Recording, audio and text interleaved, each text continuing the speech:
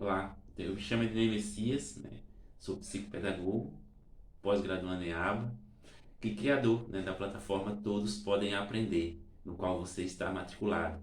Né? Muito feliz por você estar aqui e muito feliz por poder contribuir com a tua formação. Fique conosco.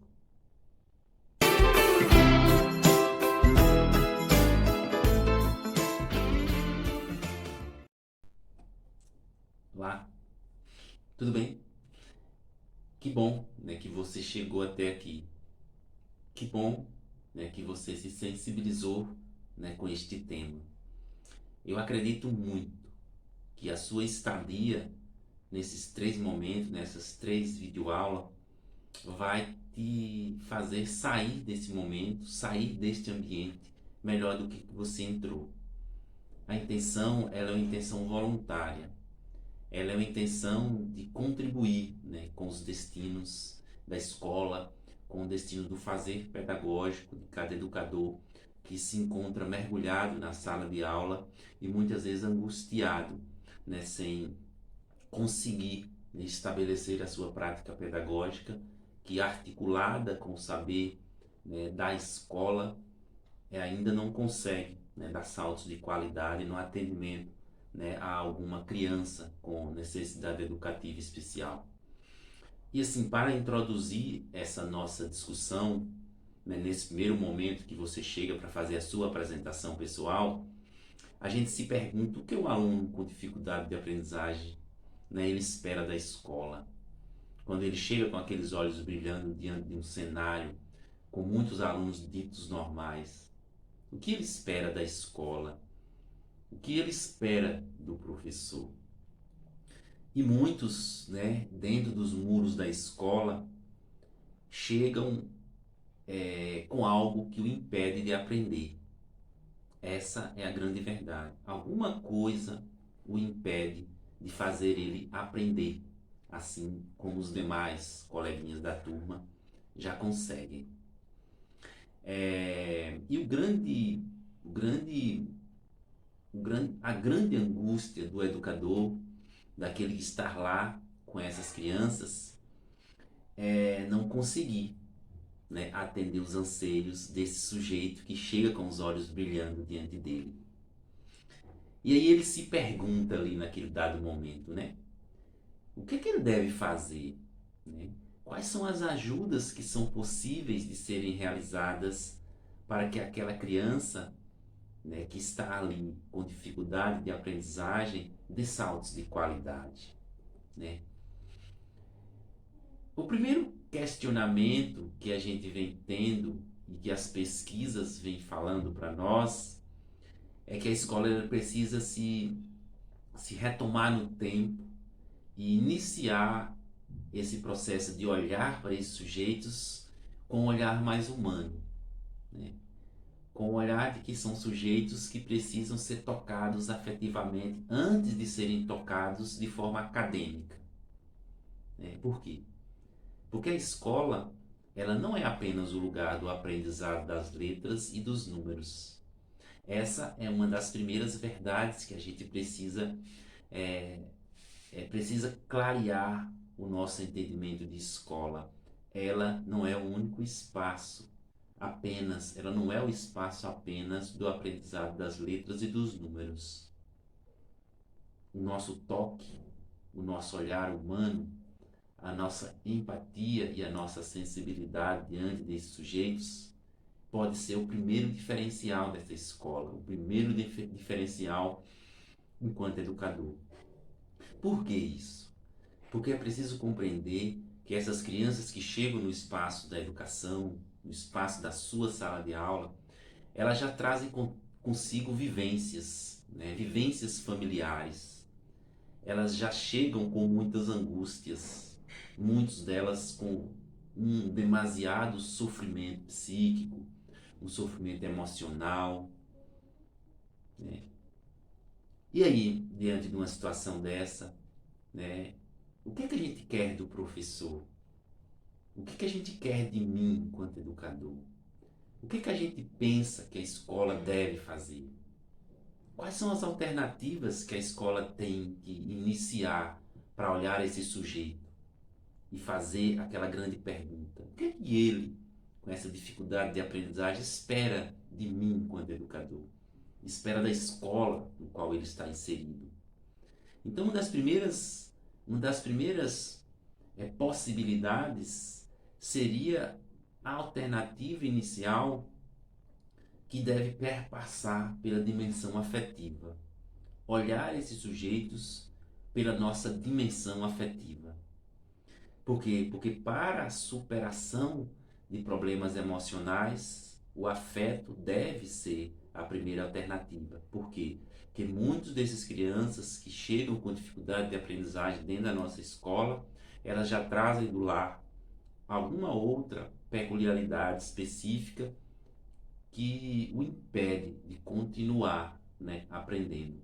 E essa peculiaridade pode ser uma peculiaridade orgânica, algo biologicamente percebido, ou pode ser uma questão psíquica, uma questão emocional interna, e que a gente precisa ter sensibilidade diante disso para olhar com bem cautela.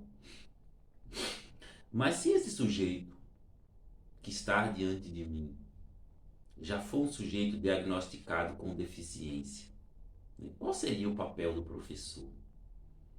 O que ele espera daquela escola, né?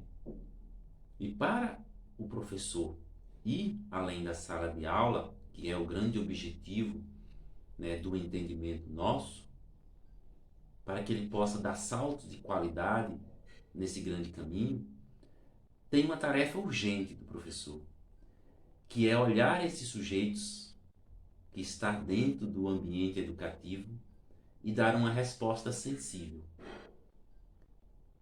Por quê?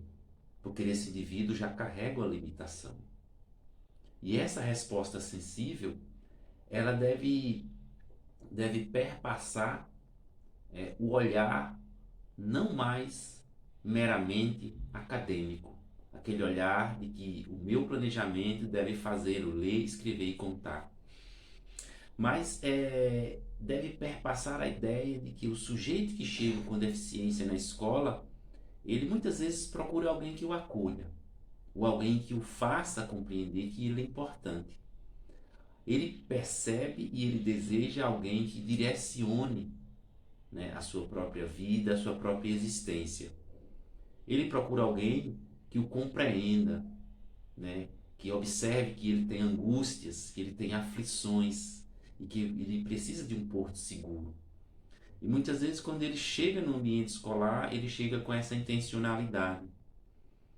E aí, né, a gente se pergunta, você como professor, você como estudante, como pai, né, você se considera um porto seguro, né, para aquelas crianças que apresentam diante da gente com alguma limitação, né, com alguma deficiência, que está dentro do ambiente onde nós estejamos com dificuldade para compreender certas questões? Nós somos o porto seguro? E aí a gente retoma a pergunta inicial, né? O que esta criança que chega dentro da escola espera dessa própria escola, né? O que ela espera? A gente tem que compreender que dentro da nossa visão, toda criança com deficiência, com transtornos, com dificuldades de aprendizagem, até aquelas com alta habilidade ou superdotação, elas correm assustadoramente na construção, né, da sua própria autonomia. Elas desejam estarem livres, né, para cotidianamente superar, né, as suas limitações da vida. Né? Elas precisam conviver com seus pares de forma autônoma. Elas precisam se relacionarem. Elas precisam ir e vir nos espaços sociais deles, nos espaços sociais de direitos. E a escola é um espaço social de direito. Alguns dessas crianças, no contato com a escola, construirão habilidades. Outras fortalecerão algumas competências.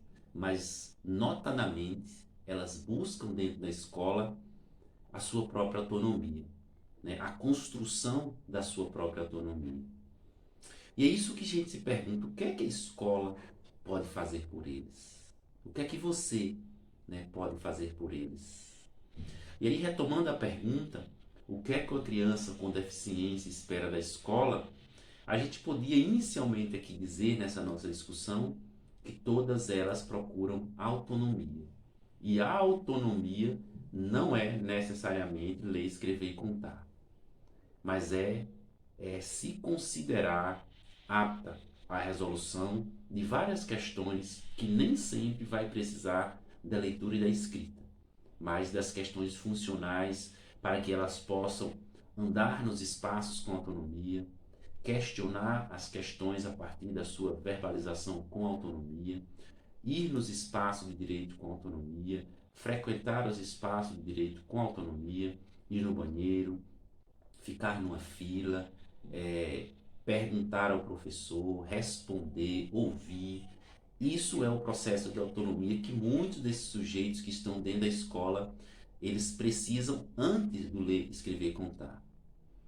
E aí muitos desses educadores, muitos dos nossos gestores, coordenadores pedagógicos, né, profissionais de apoio, cuidadores escolares, que estão muitas vezes nesse contexto de discussão, de observação desses sujeitos com deficiência na escola, nós precisamos, num conjunto coletivo, né, entender que o que esse sujeito espera da escola nem sempre é as questões acadêmicas do ensino, mas eles esperam ganhar da escola as possibilidades de serem mais autônomas. E a escola pode muitas vezes contribuir com isso, mas ela precisa iniciar um retorno no tempo e entender que o planejamento acadêmico nem sempre é o planejamento mais ideal para cada sujeito. E aí cada escola e seus professores, eles retomarem lá no tempo, né, e se perguntarem: o que é que eu fiz para aquele sujeito que está diante de mim? O que é que eu, enquanto escola, estou fazendo, né, com esse sujeito que chega diante de mim, para ele se tornar mais autônomo academicamente e mais autônomo de forma funcional? Então essas discussões que nós vamos ter aqui nessas 3 videoaulas, né, inicia com esse vídeo aqui de abertura, que é apenas uma questão introdutória. E nesse exato momento eu lhe convido, né, eu lhe convido a logo abaixo você fazer a sua apresentação pessoal. Quem é você, de onde você vem, né? Tem que falar um pouco mais sobre a sua atuação profissional, né? E por fim, você responde a esta pergunta que eu indago aqui neste vídeo. Que a pergunta é: o que uma criança com deficiência que chega dentro da sua escola, no seu espaço da sala de aula, espera da escola? Vamos lá? Te aguardo nos comentários, te aguardo na sua apresentação. E mais uma vez, estamos juntos.